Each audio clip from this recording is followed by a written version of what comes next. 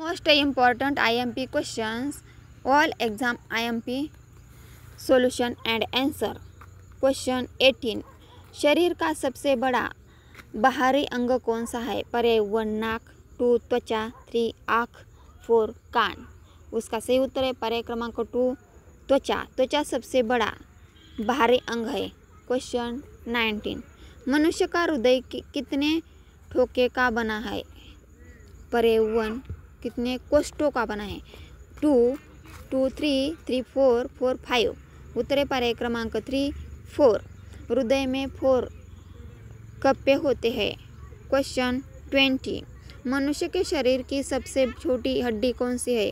परे 1 femur, 2 स्पेटिज, 3 tibia, 4 कैल्विकल. उत्तर है परे क्रमांक 2 स्टेपिंस. स्टेपिस हड्डी कान में पाई जाती है.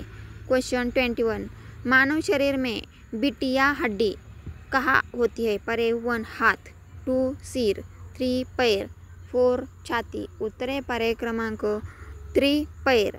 बिटिया पैर की लंबी हड्डियाँ है. क्वेश्चन 22, मनुष्य के शरीर में कुल रक्त कितना होता है? परे 1 2 से 3 लीटर, 2 5 से 6 लीटर, 3 7 से 8 लीटर, 4 1 लीटर. उत्तर है परे क्रमांक 2 5 से 6 लीटर.